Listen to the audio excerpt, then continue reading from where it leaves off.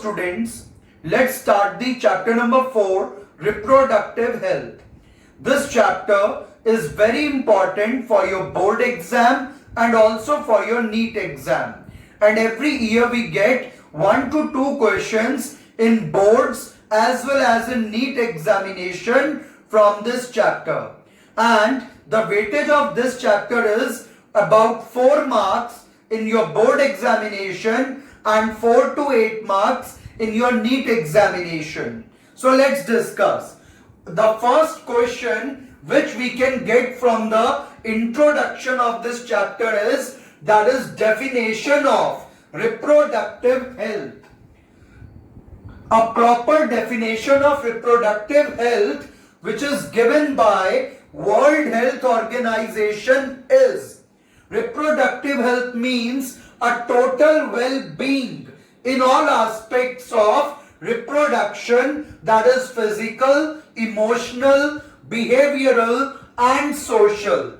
इस डेफिनेशन का बहुत एक सिंपल सा मीनिंग है कि जो व्यक्ति है वो रिप्रोडक्टिवली हेल्दी केवल तब माना जाएगा जब वो फिजिकली यानी कि शारीरिक तौर पर, इमोशनली, बिहेवियरली यानी कि मानसिक तौर पर और सोशली बिल्कुल फिट हो.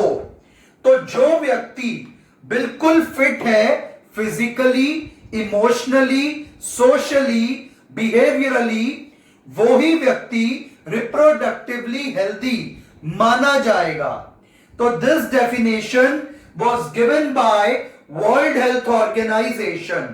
और यहां से हमें 1 मार्क के 2 क्वेश्चंस निकलते हैं. पहला question, what is the full form of WHO? तो आप सब लोग जानते हैं, world health organisation. So this question we can get in 1 mark and in another 1 mark we can get the question of this definition. And the next heading is reproductive health problems and strategies.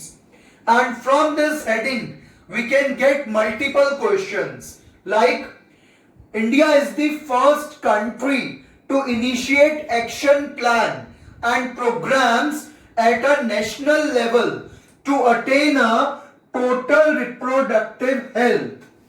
तो India का first goal क्या था? To attain the total reproductive health, कि भारत का हर नागरिक reproductively healthy हो. So this was the goal of government. और इंडिया जो है वो वर्ल्ड की सभी कंट्रीज में नंबर 1 पे रहा है. अपने यहां रिप्रोडक्टिव जो स्ट्रेटेजीज हैं, जो यहां पर हमारे यहां उसको लेकर के सोच है, उसको इंप्रूव करने में इंडिया जो है फर्स्ट नंबर पे रहा है इनिशिएटिव लेने के लिए. तो हम उस कंट्री को बिलोंग करते हैं जहां पे बहुत जल्दी इस बारे में समझ लिया गया कि ये कितना गंभीर इशू है रिप्रोडक्टिव हेल्थ को बच्चों तक, अपने युवाओं तक पहुंचाना. So we are proud that India is one of the first country to launch the reproductive health care programs, and the family planning program is the part of the programs started by Government of India, and it was started in 1951.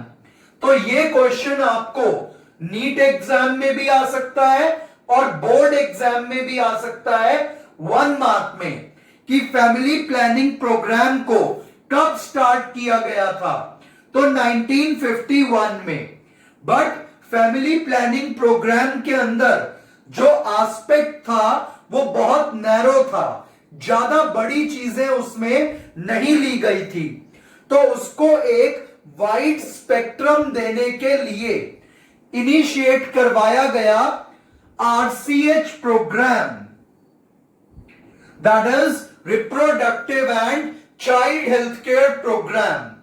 तो जो family planning programme था उसमें बहुत कम issues को रखा गया था, तो उसको हम नैरो स्ट्रेटेजी मानते हैं और उसको इंप्रूव करते हुए 1997 में एक बेटर प्रोग्राम लॉन्च किया गया, जो कि एक वाइड स्पेक्ट्रम प्रोग्राम था, जिसके अंदर बहुत सारे इश्यूज को जो कि रिप्रोडक्टिव हेल्थ से रिलेटेड थे उनको कवर किया गया।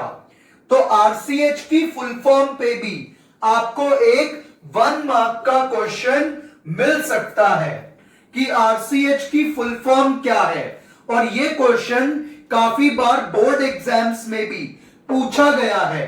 तो आरसीएच की फुल फॉर्म है reproductive and child health care programme. So first question you can get the full form of WHO.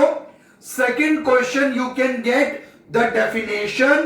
Third question you can get on family planning program. Fourth question you can get on RCH.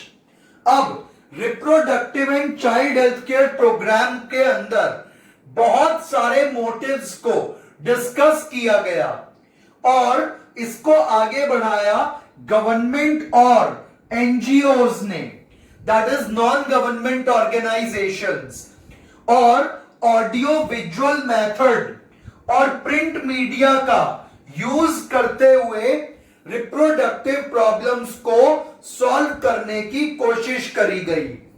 तो government और NGOs ने कौन से 2 methods को use किया? तो audio visual aids and print media, इन दोनों जगहों पर एडवर्टाइजमेंट्स दे करके, काउंसलिंग सेशंस चला करके रिप्रोडक्टिवली हेल्दी सोसाइटी को तैयार करने की कोशिश करी गई by government and NGOs. The next component is what is the need for awareness and who is going to create the awareness. तो अवेयरनेस हमेशा घर से शुरू होती है।